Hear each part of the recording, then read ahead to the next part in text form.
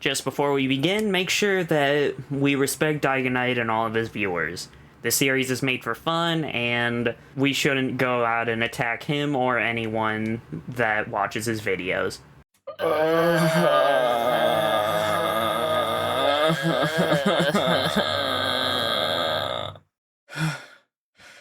Oh god.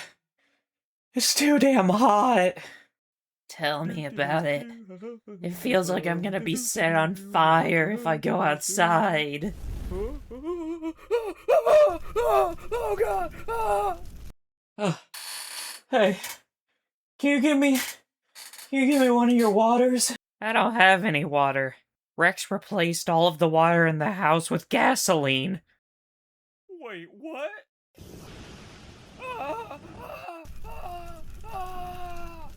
What? How the hell does that make any sense? How should I know? No one knows how he even thinks. Also, have you seen Vernon? I don't know where he went. No, I haven't.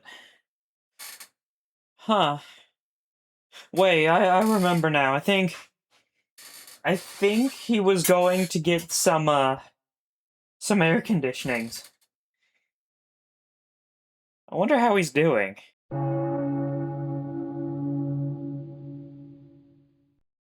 Hopefully better than us.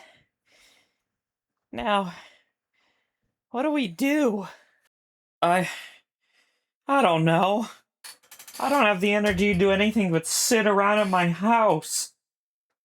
I don't know, is there something that we can do that involves doing that? Well, I can think of one thing. Like what? I think me and you both know. What? Wait, no.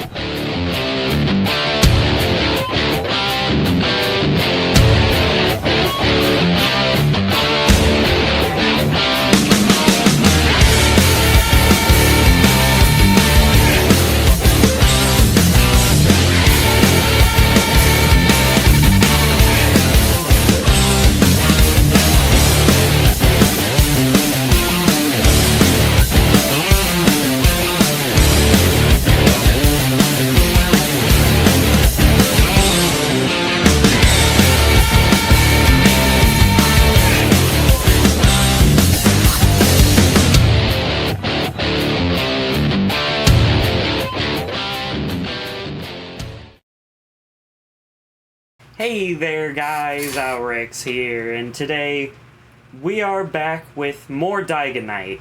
I've noticed that you guys really like me talking about him, and well, seeing as that's the case, it only makes sense to continue with the Dygoknight series, so why don't we just jump right into it, as we now get to see none other than Dygoknight's attempt at the Chunin exams. Hopefully it's actually good, who knows, we'll see. But before we begin, I have one more thing to introduce. None other than the Dygoknight Simping Meter!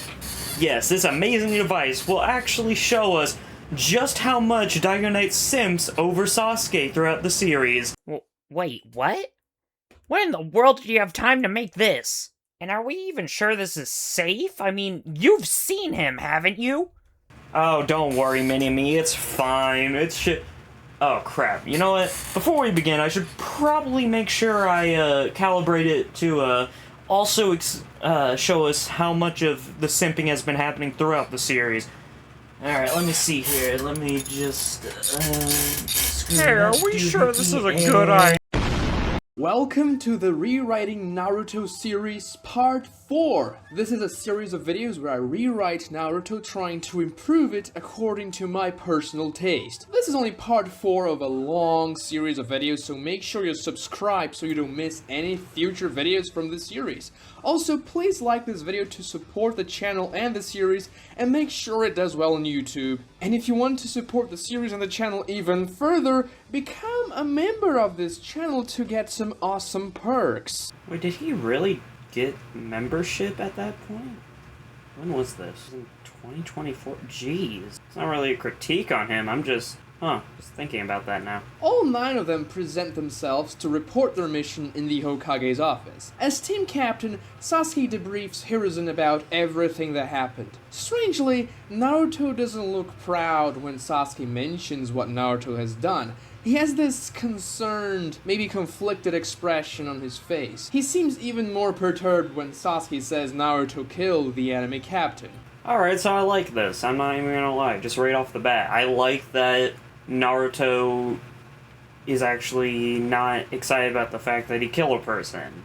I know it was a little bit of a problem I had with the last videos, and I know that he brought it up briefly, but I mean, one of the literal things that happens right after Naruto kills the man in the last video is, haha, we're friends now, like, I'm happy he's at least bringing this up. The office door opens, and Danzo enters the room. He reminds me a lot of his brother, doesn't he, Hiruzen? Sasuke's expression instantly turns into rage. He activates his Sharingan. What did you say? Danzo stares back at him and says, in disappointment, never mind, he would never let his emotions control him. You seem to be unlike your brother. Damn. Damn, right off the bat. You're an asshole, Danzo, what the fuck? Hiruzen cuts him and says, Danzo, enough!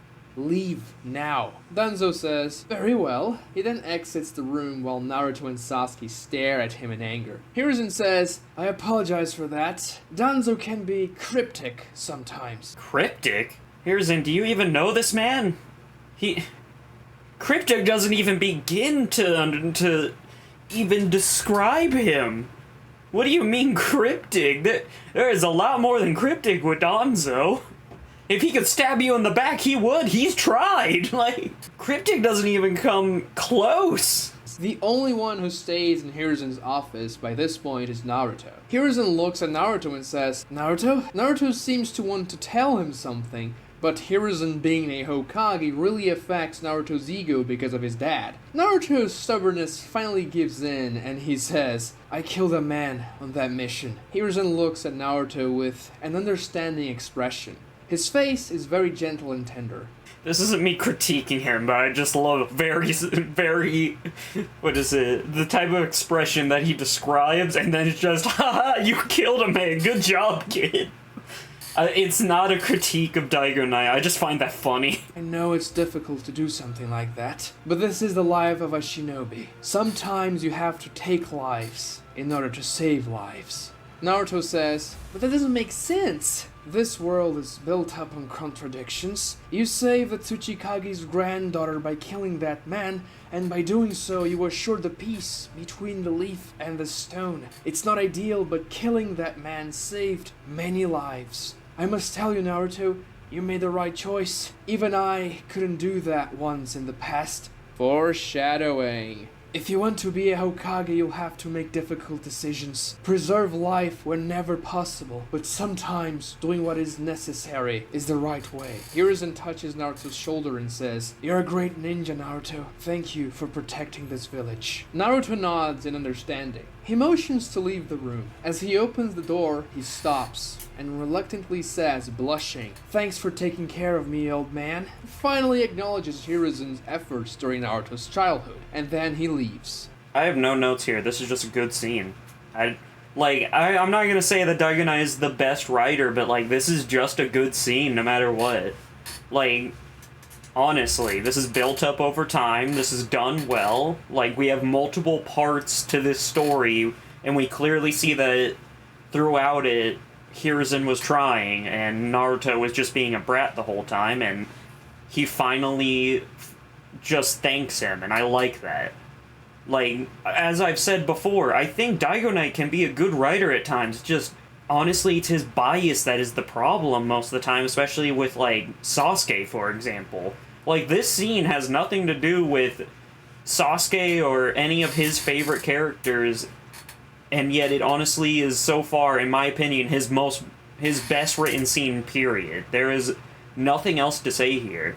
It's just good. This scene serves to show Sasuke and Kakashi's relationship, establishing that Sasuke trusts Kakashi to ask him about personal issues, and also shows Sasuke sees Kakashi as a father figure of some sort. By the way, if you haven't subscribed the first time I asked you to, please do it now. That mother... Seriously, again? This is the second time! Dude, stop! Now you're just being... Oh my god. What are you, desperate all the time? Always needing someone to like and subscribe for you? Like, what the fuck? You don't need to do it. Every single time. This is bullshit. Like, is this just something that was apparently a thing during this time in YouTube? Or are you just so desperate for people wanting to look at your stuff that you have to ask them multiple times? You don't need to do it! This is sad. God. Vernon, I need you to do this for me, because I'm about 5 seconds away from... Fuck! Oh. Shit, yeah, okay.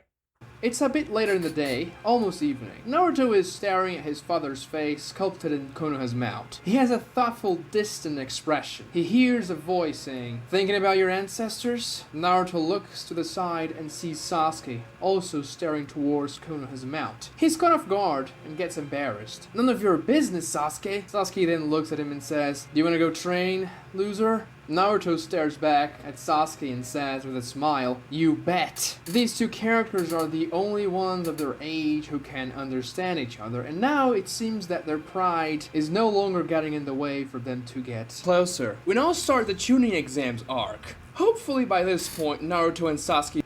Alright, so I want to talk about this. I feel like everything from the first, 10 minutes of this video could have just been put into the last video. And I feel like every problem I had with the last 2 videos would have been solved right there. Well, except for the multiple fucking times that he does a call to action. Seriously, that's just getting annoying. I mean, really, it's just unnecessary. He doesn't need to do it. No, yeah, you're right. No, it's unnecessary at this point.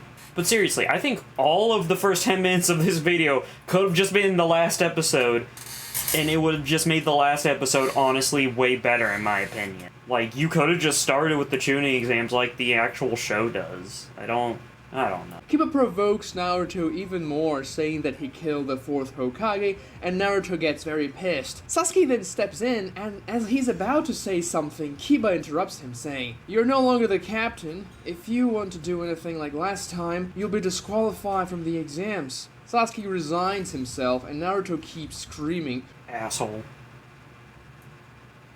Oh crap, that was... He is speaking very loudly and boasting that he will be the one that takes on all other teams and gets all the scrolls. Suddenly, a barrage of shurikens and kunais is shot from the trees towards Team 7. They do their best to evade them, but all of them are hit in non-lethal parts of their bodies. We see 3 ninjas from the grass village erupting from the trees and rushing towards Team 7. One of them is a red-haired girl. You would recognize her as a younger Karin. Oh, hey, look, it's my favorite character.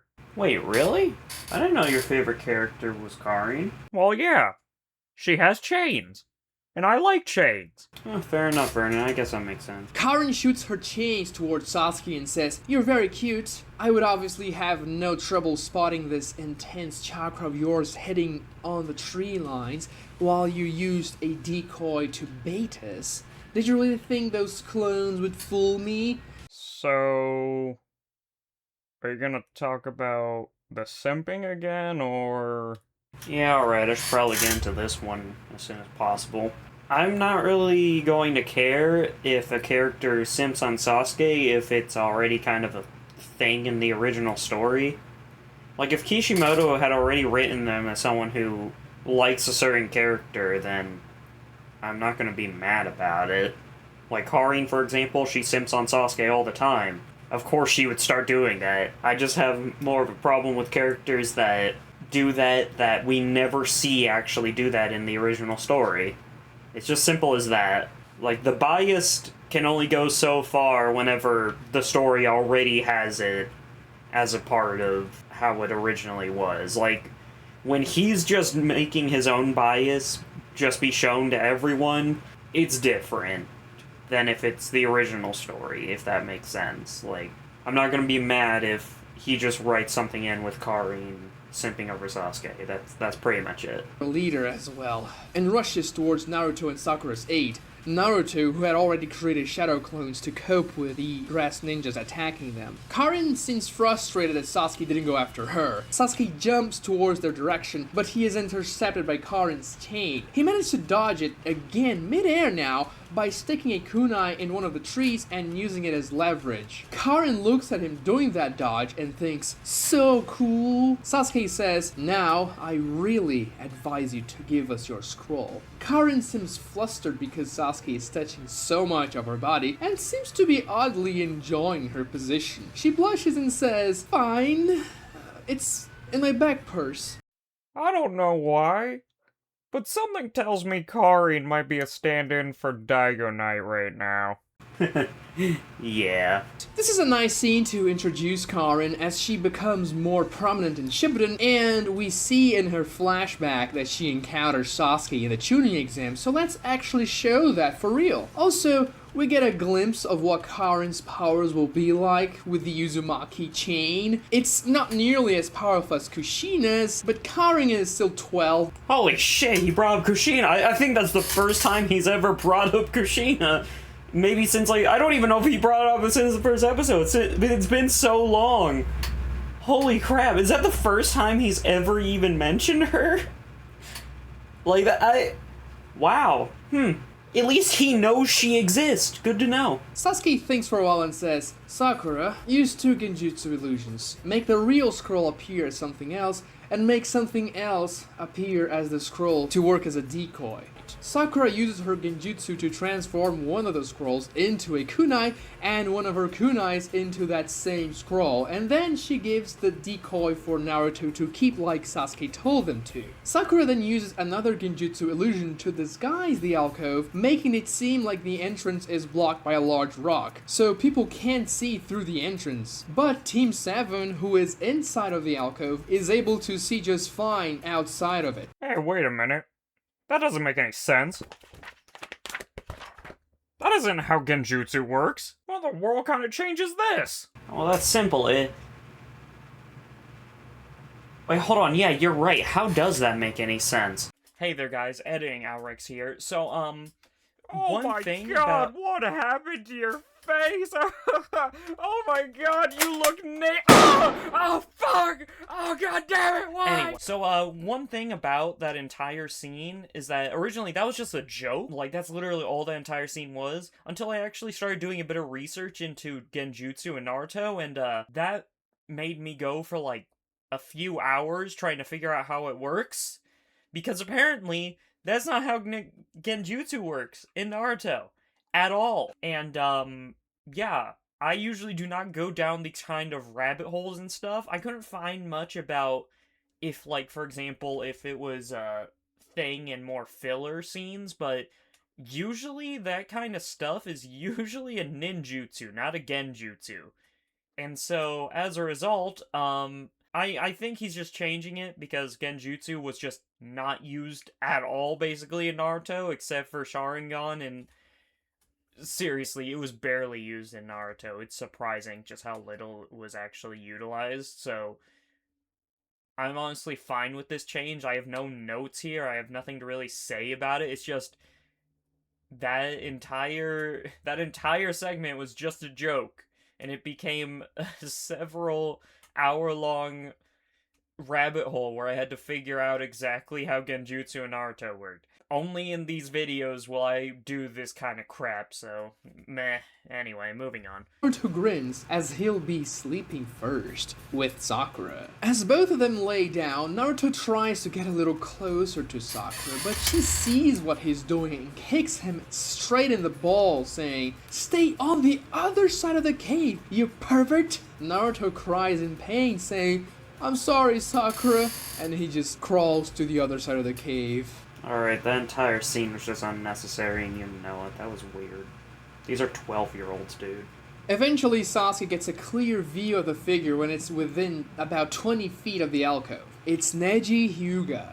Neji then pauses, and Sasuke tenses up. Neji says, "Did you really think I wouldn't see through that barrier?" Sasuke tenses up back again, much more than before. He looks towards Naruto and Sakura. They're both still deep in their sleep. Neji continues to speak, still with his back turned towards the alcove entrance and Sasuke. "I wanted to see what you would do once I turned my back away. I thought for certain that you would attack. Now, as you didn't, there are a few possibilities as to why. One, you are all weak and are not Neji then releases the Genjutsu barrier, revealing Team 7. Neji reaches Sasuke's position in the canopy, engaging him in Taijutsu, Byakugan versus Sharingan. Sasuke is at a heavy disadvantage, barely being able to sustain his defense, taking some gentle fist blows. Hey, want to think about something interesting? That is the first time Dygoknight has ever let Sasuke get hit in the series. What? No. No, you're crazy, dude. That can't be... Welcome to the Rewriting Naruto series. Yeah, so, Vernon's right. Sasuke, when it comes to Dygoknight's writing, has not been hit a single time until now. And I will clarify.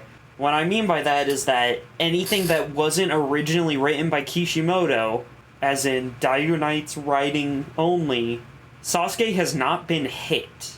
Every fight that wasn't originally a Kishimoto moment, or like anything written by Kishimoto, Dygoknight has not let Sasuke get hit. And I'm pretty sure he's going to get hit more often throughout the rest of the series, but it took you 4 parts to have him finally get hit whenever you're writing about him instead of when the original author is writing about him it's kind of crazy. Seriously, I literally realized that, and I had to look that up, and I'm like, no, yeah, it's true. Like, watching all of the other parts, every other time he would have gotten hit, it was like a shadow clone, or it was a fake out. He never has gotten hit before. Which is funny, because Naruto has been hit so many times in literally just this episode alone, that it's ridiculous. Realizing that is hilarious when you realize just, my gosh, there is bias here, and it's insane. Sasuke is in really bad shape, much worse than in the original. He can barely walk, and he vomits every 15 minutes or so. The curse mark has much worse effects than it did in the original. Naruto gets jealous of Sasuke for getting so much attention, but also worried, because something definitely appears to be wrong with Sasuke. And as Sasuke is completely useless, Naruto has to do all the work until the end of the Forest of Death. So he essentially solos those rain ninjas that they encounter in the end to get the second scroll. Making that fight grandier would be a good way to show Naruto's development as well, but nothing too major. I want to feel like Naruto was really the one who made them pass at the end, and that will be what prompts Sasuke to tell Naruto he wants to fight him as well as they are about to start the preliminary fights. Naruto's fight with Kiba should feel even more cathartic as well, because Kiba was an absolute jerk to Naruto in every situation he could, and yes, I'm keeping the fart in there. I know some people don't like it, but I do. I think it's funny, and Naruto is supposed to be the #1 unpredictable ninja. Also, having Kiba, who was such a jerk to Naruto, lose to a fart on his face by Naruto himself is poetic justice. Yay! Woohoo! Finally! Alright, I like that. I don't care. At least we're giving Naruto wins here. The only change I'm effectively making in those fights is that Sakura loses to Ino instead of both getting knocked out at the same time. Sakura will eventually give in, and this makes things more heartbreaking for her as well, as she was really badly bitten in the Forest of Death, and now she gets beaten again. I think that's good character development. I know a lot of people don't like this fight, Ino versus Sakura, but honestly, I don't think it's even that bad. I think people don't like it because it ends in a draw, and that's a big cop-out. So, Sakura losing here will progress her character more, as she feels powerless compared to Naruto and Sasuke, and I think people would enjoy the fight much better if they had a clear winner. Why? You don't need to... I don't get that. Like, we have seen Ino do practically nothing throughout all of this. Everyone else has done something in this rewrite, with the exception of, like, Ino and Tenten. And Tenten was only just, like, shown off. So, like, why? I don't get this. This makes no sense. Just let them draw. That's it. You don't need to worry about any... This is stupid. This idea is stupid. I don't care. I don't care if it's, oh, it will give her more character development. No, this is just stupid. You do not need to have changed this at all. As Naruto is practicing water walking near the bathhouses with Iruka, they both spot Jiraiya peeping on the ladies, but they don't know it's Jiraiya yet. As Iruka goes to reprimand Jiraiya, he knocks Iruka out, and we get the same introductory scene for Jiraiya as we got in the original. And yes, I'll end up part 4 of the rewrite here, because when I watched Naruto on TV 15 years ago, every time Jiraiya showed up, the series went back to episode 1, which was very annoying, so I'm ending part 4 here for the sake of nostalgia. Alright, whatever. I've done weird things out of nostalgia, so... Okay, whatever. Alright, so that was part 4. I mean, pretty much already said everything I need to. Let's move on to part 5. Before they begin their training that they will eventually do in the original series as well, and before Jiraiya undoes the seal Orochimaru used to lock the Nine Tails into Naruto, which disturbs his chakra and affects his chakra control, Jiraiya will put Naruto through a difficult test. Naruto focuses and regains his determination, saying, "So what's this test you're talking about? You're a ninja. You can't be walking around without your headband. Your mission today is to retrieve it." He summons the same toad he used to knock Iruka out. That toad is about 7 feet tall. Jiraiya says, "Gamakitsu!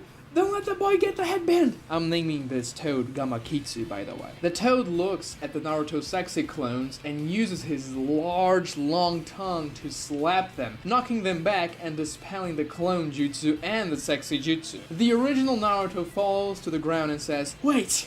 So I have to fight you and that toad?" Jiraiya says, "Don't be an idiot. You're not fighting me. You'd have no chance. Not that I think you have a chance against Gamakitsu anyway, but we'll see what happens." Jiraiya uses an earth-style jutsu to create a small rock podium. He lays Naruto's headband there. He then says, "You have until midnight to retrieve your headband." It's already dark now, late in the evening, and Naruto is getting close to his limit, when he eventually fails yet another attempt and falls to the ground in exhaustion. He thinks, "I'm out of chakra, and I didn't even get close to the headband. That stupid frog." Naruto and his clones approach Gamakitsu, who's guarding the stone podium where the headband rests. The toad launches his tongue once more towards them, striking all 4 shadow clones in one fluid motion. The real Naruto dodges and tosses a paper bomb kunai in Gamakitsu's direction. The toad is forced to jump away, which opens a path straight towards the podium. Naruto takes that chance and dashes towards it. We can see Naruto is dripping sweat due to his amazing effort. He gets within a few inches of the headband, reaching out with his hand to grab it. Gamakitsu's tongue wraps around Naruto's waist and he is tossed far away from the headband, landing once more on the ground, knocked prone. Jiraiya thinks, "Well, I suppose that wasn't the worst attempt." Naruto's body puffs, turning into smoke. A section of the ground next to the stone podium cracks, and the real Naruto erupts from it. His hands are a mess, bleeding. He lost all of his fingernails, but as he emerges, he snatches the headband from the podium and ties it around his head. This scene serves several different purposes. First, it establishes Naruto and Jiraiya's relationship, making them closer to each other from the get-go. Seeing Jiraiya's thoughts also shows that Jiraiya really cares for Naruto and wants to make him stronger. It also serves to make a connection between Jiraiya and Minato, and to show how the memory of Minato evokes powerful emotions in Naruto. Furthermore, the scene foreshadows how Naruto is eventually going to beat Neji in the Chunin exams. I've always found Naruto digging that hole out of nowhere such an asshole, but if we see how he comes up with that idea and him doing that before the actual high-stakes battle, that part of the fight feels much more organic. We can also see in the scene Naruto strategizing by himself and that he is far from being dumb. He's not a book-smart guy, but he can think like a ninja. So we all agree that that entire scene was completely useless, and he just added that in because he wanted to, correct? Yep. Yep. Also, I'm not even gonna lie, I completely disagree with him. Naruto is the #1 hyperactive, unpredictable ninja. Him digging a tunnel makes sense for him.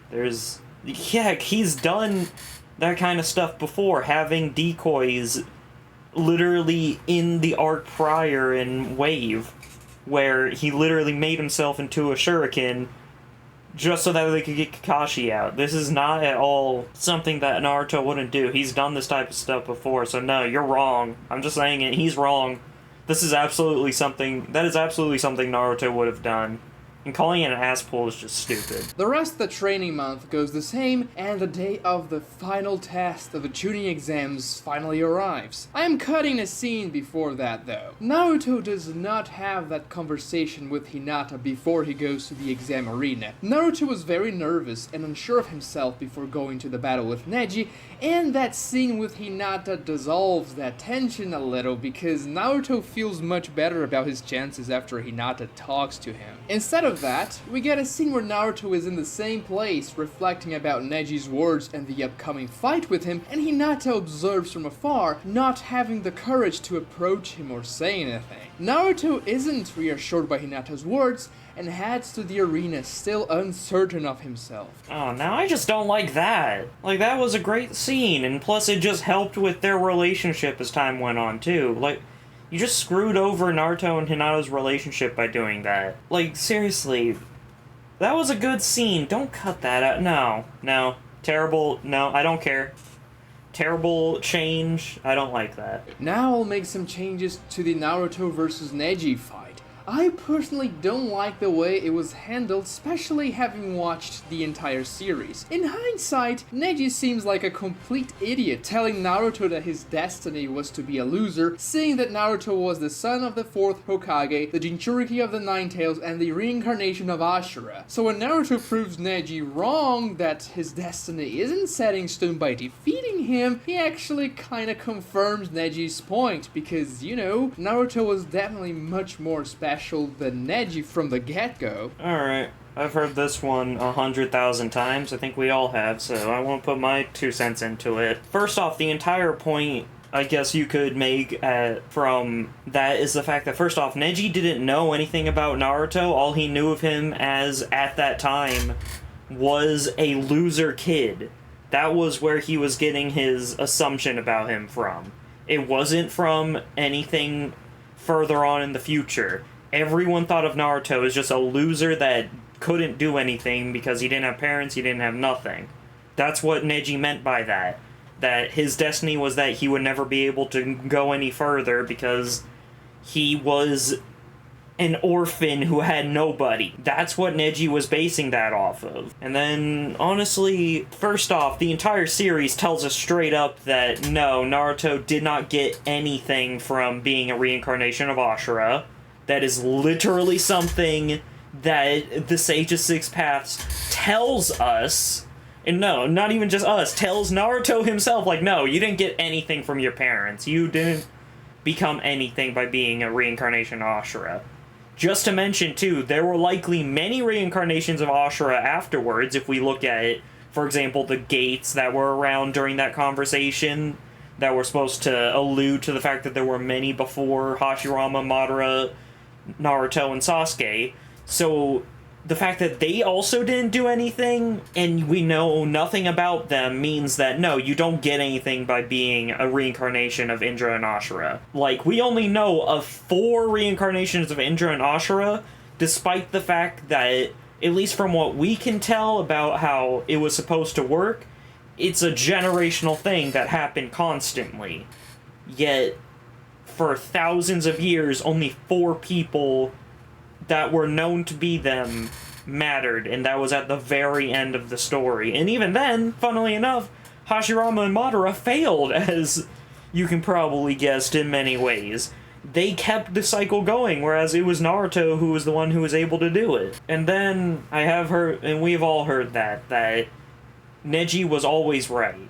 That Naruto being a reincarnation meant he was always guaranteed for greatness. But again, no, he wasn't. At least when it comes to reincarnation, no, he was never guaranteed there. There were likely many reincarnations of Indra and Ashura before him that we'd never know anything about and no one ever talks about because they never mattered. Then we have the Jinchuriki. No, that's not a good thing.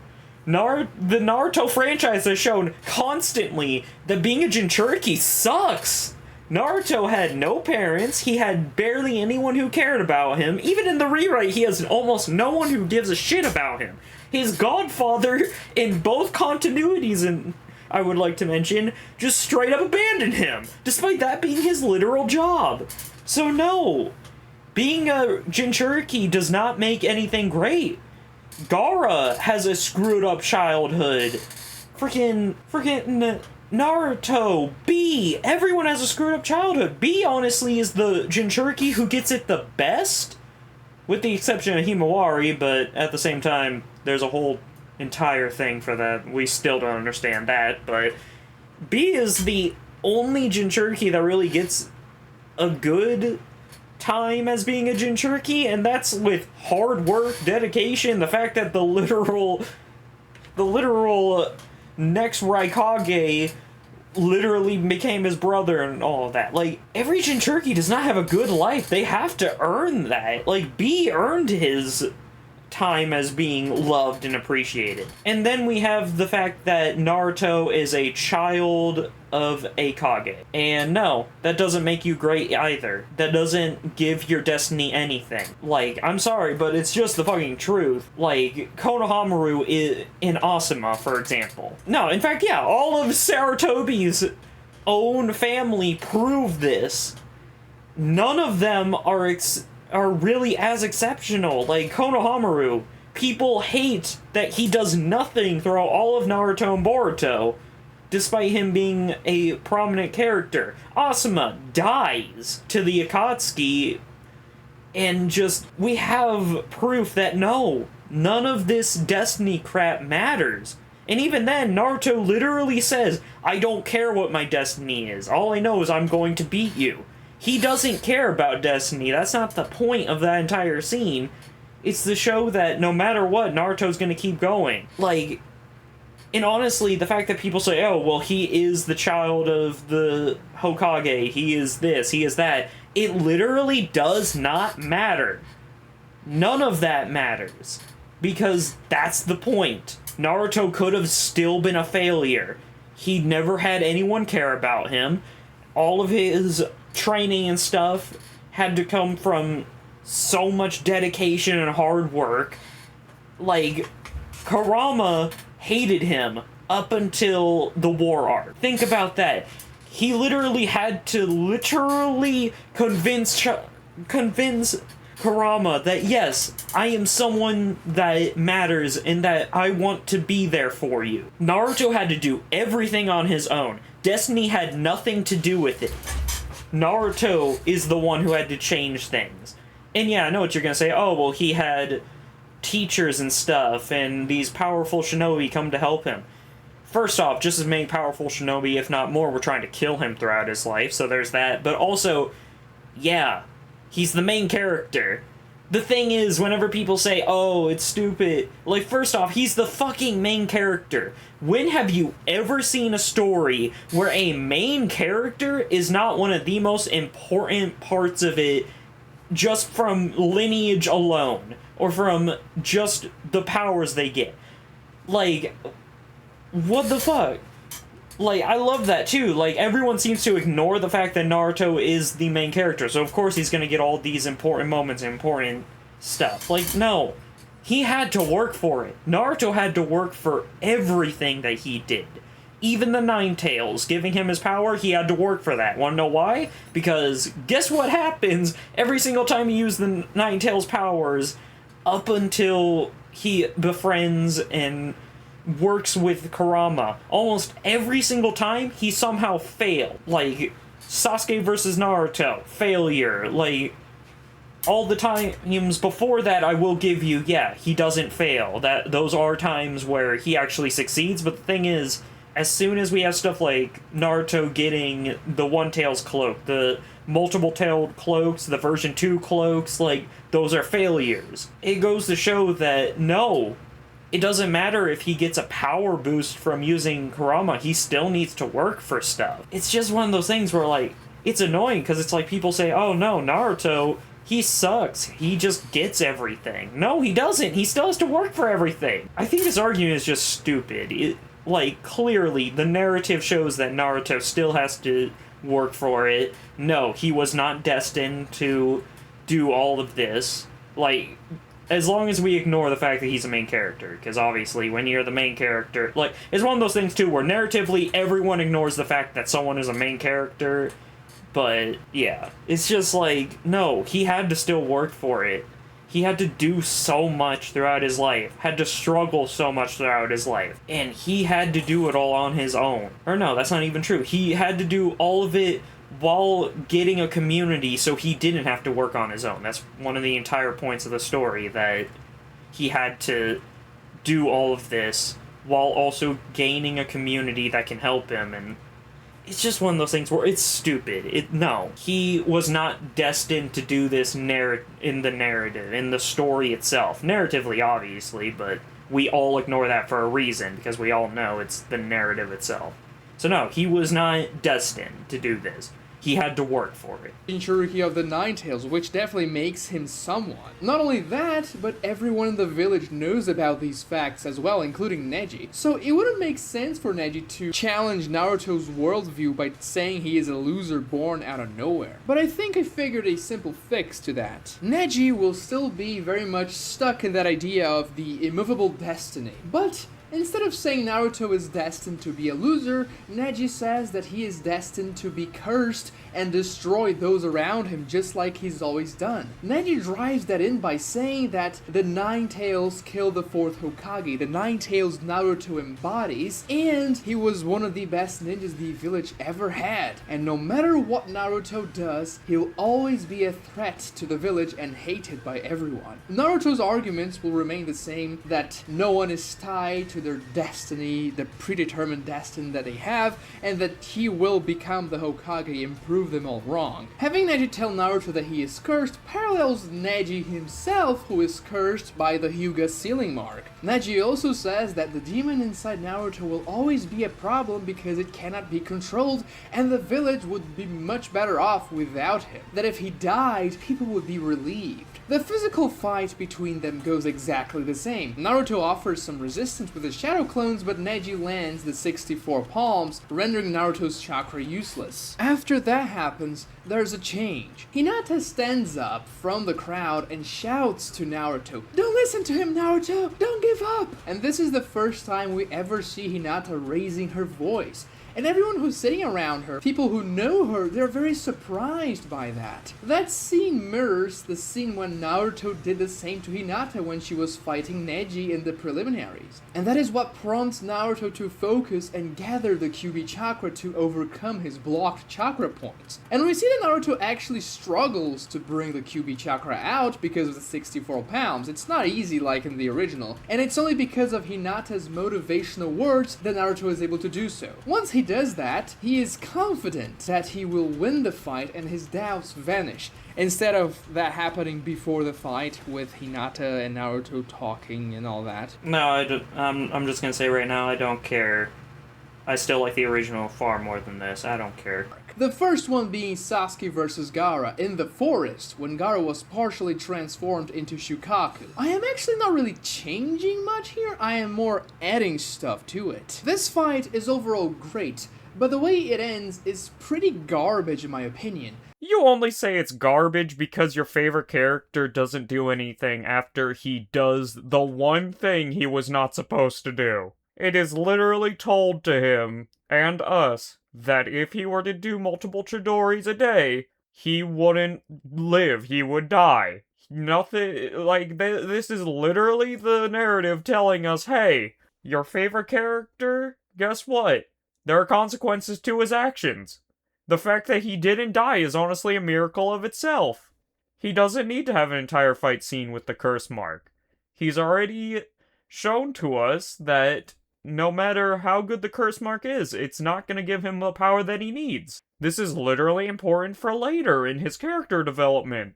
Like, if he were to just be fighting Gaara, then it would actually screw over his character development.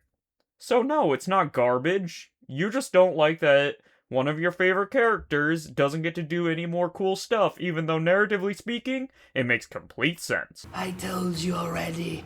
I will learn every jutsu in this world, and when I run out of jutsus to learn, I will invent all jutsus that can be created. This is one of my best creations, undead copies of the real thing that I can control. Sublime. Orochimaru, this is evil! You're just too narrow-minded, Sarutobi-sensei. Don't worry though, the jutsu isn't perfect yet. They are not even close to their former powers, but they should still be fun to play around with. Yes, in this version, Orochimaru is the creator of the Edo Tensei, which I think aligns much better with the character himself, and I never really liked Tobirama being the creator of the jutsu. The Hokage fight begins, and now, as we have a larger battlefield, the scope of this fight will be much bigger.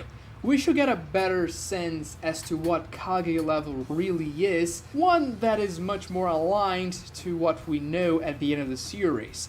Hiruzen will have much more chakra here. He'll still not be in his prime by any chance, but he will be much more powerful. He will use his shadow clones and use many more jutsus. He'll of course use Enma and the staff as well, but he'll use those shadow clones as a parallel to how Naruto fights. Even though he's old, he's still able to create about a dozen or so, and all of those clones will all use very powerful jutsus, especially elemental jutsus and elemental jutsus from every single nature transformation. Edo Hashirama and Edo Tobirama will also be more powerful. Obviously they won't be even close to their prime, and Hiruzen will note that when he's fighting them. Unlike in the original leg, he says, oh, they're as strong as I remember them. No, he will in the rewrite acknowledge that Hashirama, especially Hashirama and Tobirama as well, are not nearly as powerful as they were before. You know, I just always thought of, like, that as just being, like, he never truly knew how powerful they really were. Like, he knew to a certain degree, but they never, you know, actually tried to kill him like they are now.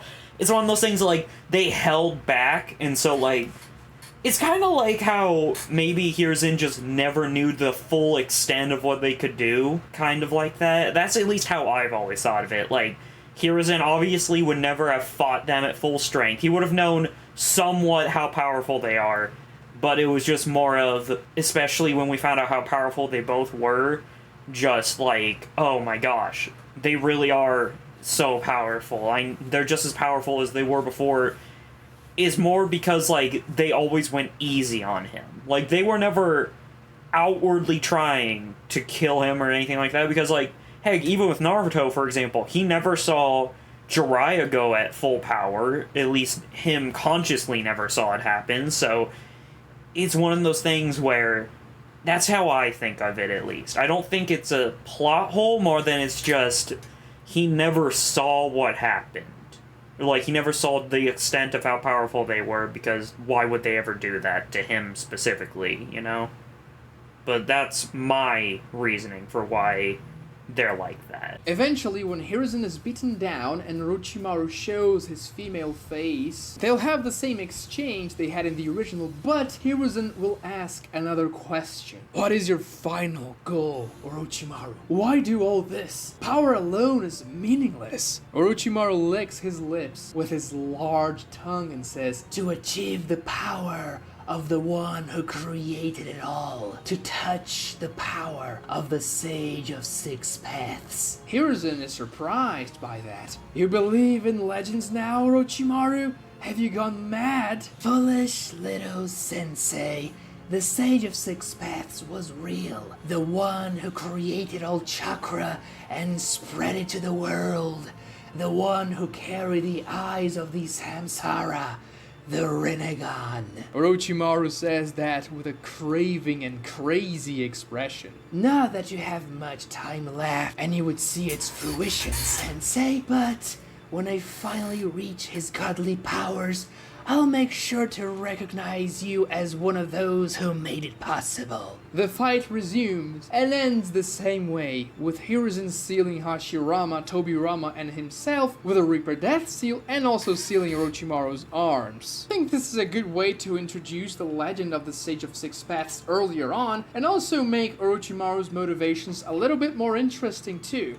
I've always thought Orochimaru had a god complex, and having him trying to achieve the power of the Sage of Six Paths is definitely something someone with a god complex would do. It would also make even more sense why he wants Sasuke and a powerful pair of Sharingan eyes so bad as well. I will change many things about the Sage of Six Paths in the rewrite, but I think the legend aspect should be introduced earlier than literally in the Pain arc when he is first relevant in the series. I don't like that. I don't like that. Like, his whole idea there is like, oh, he had a god complex. I mean, yeah, I can't say he's wrong. Like, there could be the idea there, but honestly, it's just like, no, Orochimaru had a good enough reason as is. You don't need to add to it when he has a good enough reason. His reasons are sound enough. No one complains about Orochimaru's goal at all, so adding on to it doesn't really need to happen. He's just adding things for the sake of adding things, and you don't need to do that. We have Hiruzen's funeral now, and obviously Konohamaru isn't there because he doesn't exist, but hopefully with the changes I made, Hiruzen's death will feel even more impactful as he had more of a personal relationship with Naruto, who will be devastated by his death. Even though he pretended he didn't like Hiruzen, deep down, Hiruzen was a father figure to him, and Naruto really respected him. Oh, great. The best character of this entire rewrite is gone. Now we have to deal with Sasuke more. Great. Wow. Fantastic. This is...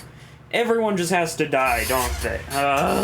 Whatever. We get another scene with Danzo. He is talking to one of the Root Anbu members and says, "It couldn't be better. Hiruzen is now out of the picture, and Orochimaru is unable to threaten the village anymore." He smiles and thinks, "Hiruzen, your sacrifice will ensure this village's prosperity. I'm glad you died that way, like a hero. You spared me the trouble of having to do it myself, and you delayed Orochimaru in the process. And now, everything will fall in place once I become the 5th Hokage." That's a funny joke there. Yeah, fuck you. Like in the original. The same dialogue happens when we see Itachi's Sharingan, ready to infiltrate Konoha. And there we go. Alright, I don't really know what to say here other than what I've already said. It's not egregious, but I think he just added too much that didn't need to be there. It's like, you don't need all of this. It doesn't matter. Like, I don't know. It's one of those things where it's like, him adding all of this, it's changing stuff, I can tell, but I really don't know what to say. It's not like this was a bad episode or anything, but it feels like there could have been more to it. That's at least what I'm saying. But, hey, what do I know? What did you guys think about this episode? Tell me down in the comments below, and have a good one. I know it won't be long before dawn. Gotta be patient for a while. Someday we'll look at stars in distant sky. When I'm on the other side.